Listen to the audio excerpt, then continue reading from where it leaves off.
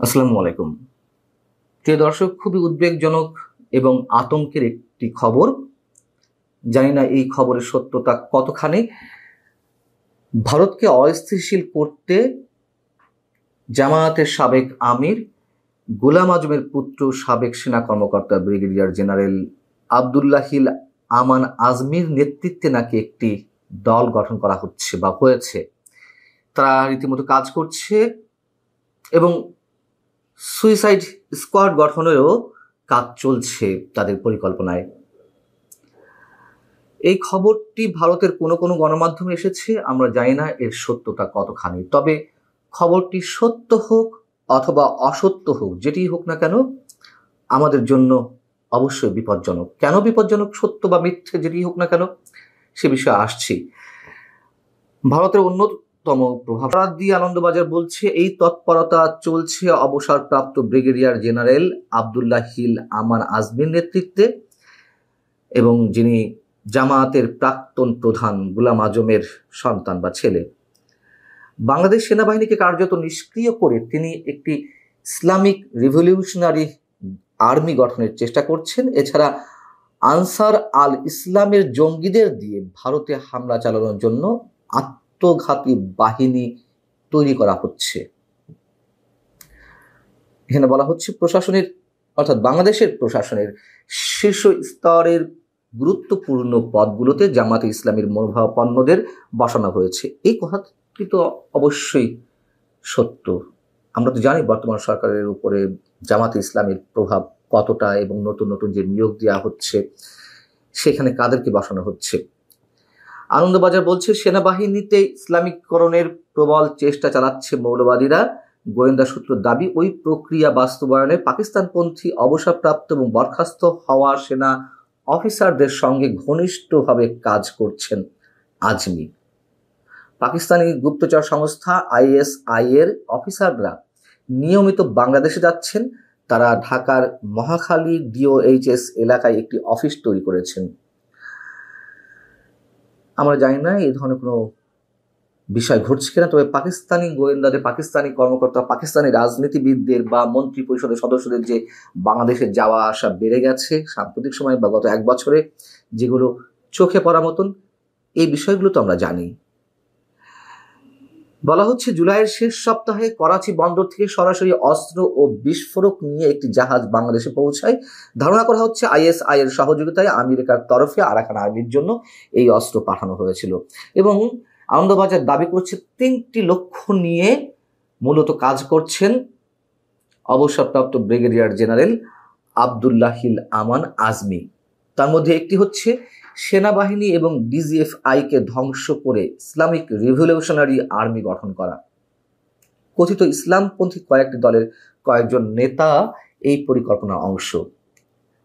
এখন এই খবরগুলো আমাদেরকে বিবেচনায় নিতে হয় এই কারণে যে গত কয়েকদিন আগে এনসিপির অন্যতম শীর্ষ নেতা নাসিরউদ্দিন পাটোয়ারি বললেন যে DGFI গুড়িয়ে দেওয়া হবে, যেখানে আমরা জানি যে সেনাবাহিনী সর্বান্তকরণে এনসিপি নেতাদেরকে প্রোটোকল দিচ্ছে, তাদের নিরাপত্তার জন্য তারা সব ধরনের বিতর্কের মধ্যে থেকেও সবকিছু করছে, এটা আমরা জানি। তারপরেও এ ধরনের হুমকি দেওয়া হলো।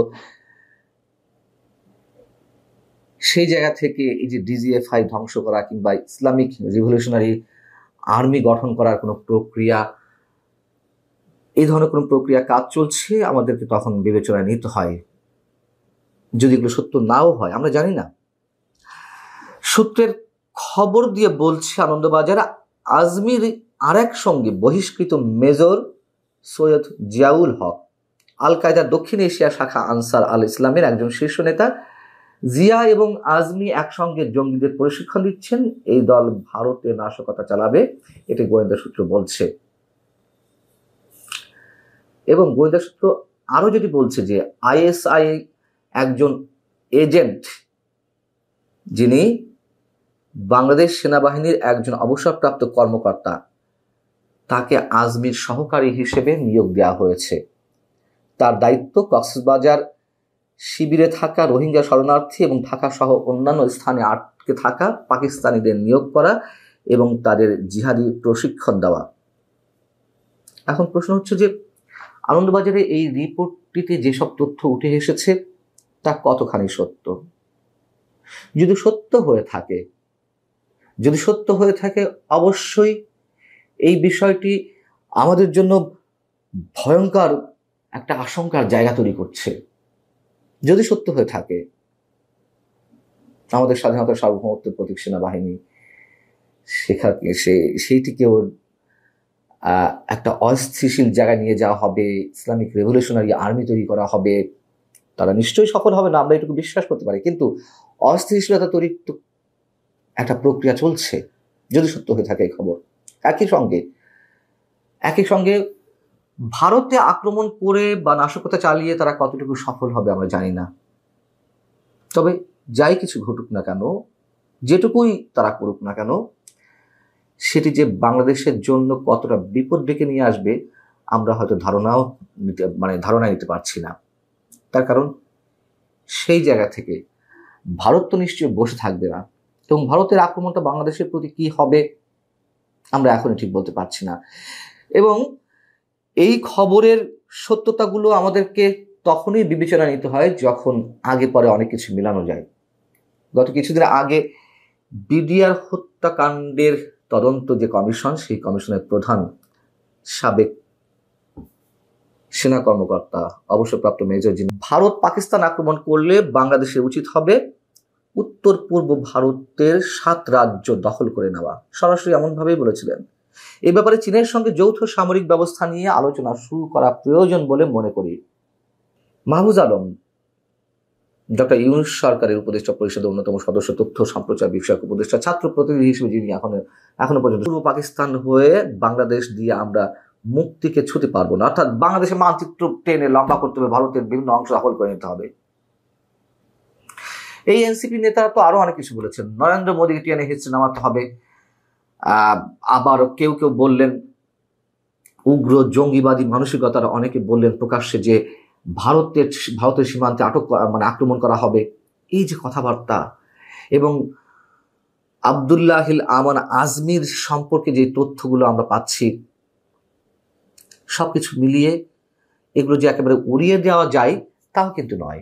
আমরা পুরোপুরি সত্য হিসেবে সম্পূর্ণটা হয়তো গ্রহণ করছি না, কিন্তু কিছু সিমটম তো এর মধ্যে আমাদের সামনে উপস্থিত হয়েছে। এবং আব্দুল্লাহিল আমান আজমি যে বাংলাদেশের পতাকা স্বীকার করেন না, বাংলাদেশের মানচিত্র, বাংলাদেশের জাতীয় সংবিধান এগুলো স্বীকার করেন না, সেটা তিনি একাধিক জায়গায় বলেছেন।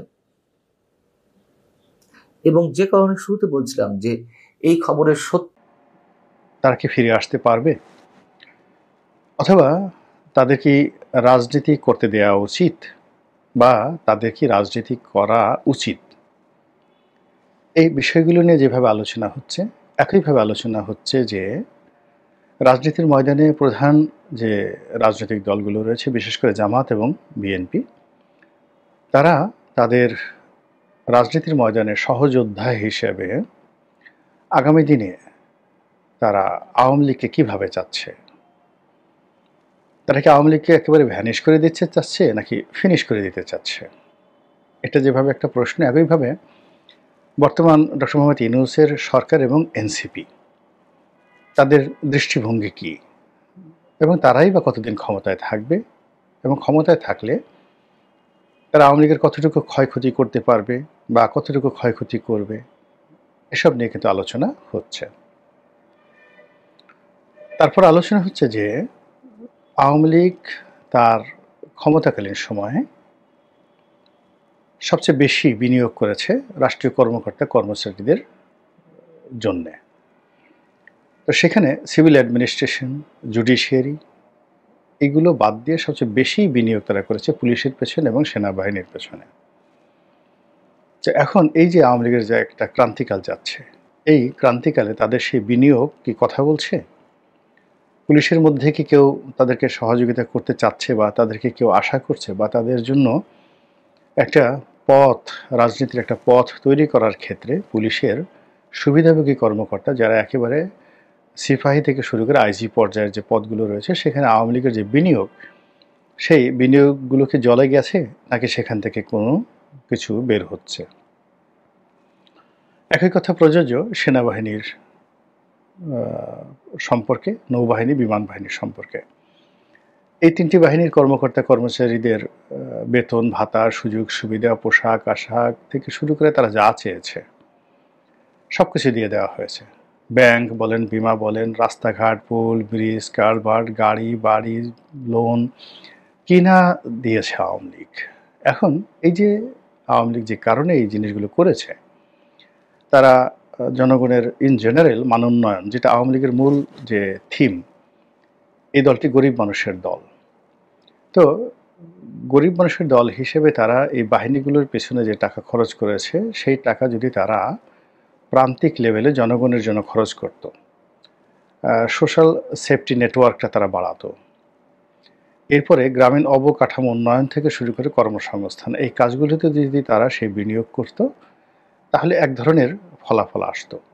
কিন্তু সেই কাজগুলো করার পরিবর্তে তারা এই ২০ লাখ সরকারি কর্মকর্তা কর্মচারীদের পেছনে তাদের জীবন, যৌবন, অর্থবিত্ত, প্রেম, ভালোবাসা সব কিছুই তারা এখানে বিলিয়ে দিয়েছে।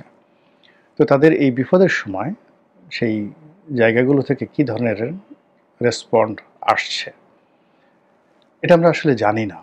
কিন্তু যারা আওয়ামী বিরোধী শক্তি রয়েছে, তাদের পত্রপত্রিকা রয়েছে, সেখানে কিন্তু প্রতিনিয়তই এই বিষোদ্গার তৈরি করা হচ্ছে যে আজকেই সচিবালয়ে আওয়ামী লীগের পক্ষের যারা কর্মকর্তা তারা বিদ্রোহ করবে, কালকে অমুক জায়গাতে অমুক সরকারি কর্মকর্তারা বৈঠক করেছে, পুলিশের অমুক জায়গাতে অমুক লোক এই কাজ করছে, সেনাবাহিনীর অমুক লোক এই কাজ করছে, এই কথাগুলো কিন্তু ছড়ানো হচ্ছে। কিন্তু আলটিমেটলি এই কাজগুলো হচ্ছে কিনা এবং তা আওয়ামী লীগের জন্য ফলপ্রসূ হবে কিনা, এগুলো নিয়ে কিন্তু যারা রাজনীতির বিশ্লেষণ করেন, চিন্তা ভাবনা করেন, তারা কিন্তু এই বিষয়গুলো নিয়ে আলাপ আলোচনা করে চলেছেন। This is one.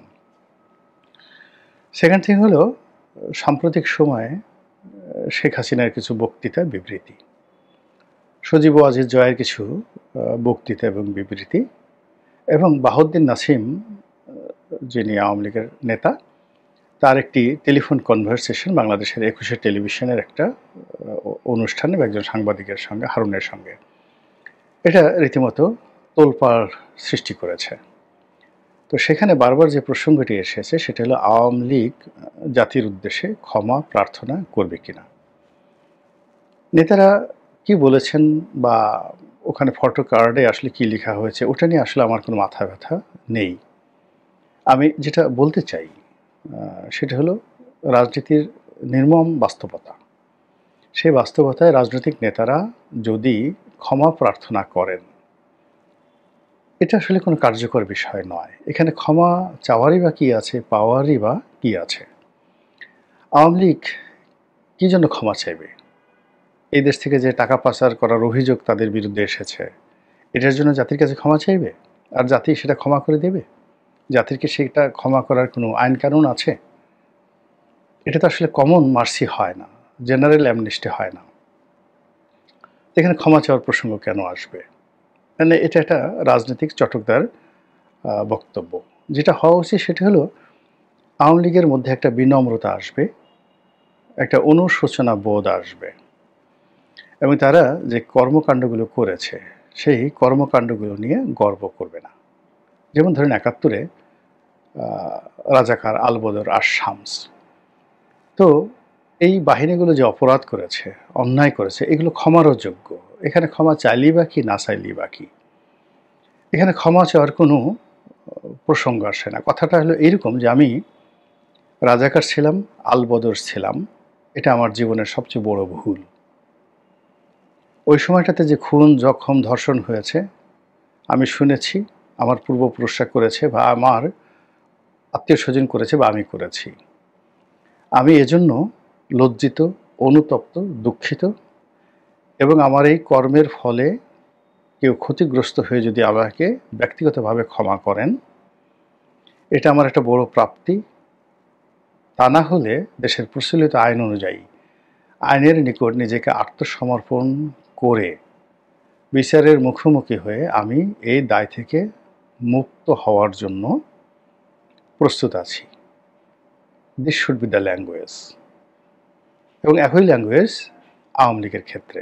Awami League যদি এখন বলে, শেখ হাসিনা যদি বলেন আমার মারাত্মক ভুল হয়েছিল এস আলম এবং সালমান এফ রহমান সিন্ডিকেটের সঙ্গে নিজেকে জড়ানো। তারা আমাকে কত টাকা দিয়েছে না দিয়েছে এই বিষয়ে আমি কোনো কথা বলবো না, কিন্তু তারা আমার নাম ভাঙিয়ে সারা বাংলাদেশের আর্থিক সেক্টর তছনছ করে দিয়েছে। আমি যতদিন ক্ষমতায় ছিলাম আমি বুঝতে পারিনি, এজন্য আপনাদের কাছে ক্ষমা চাই।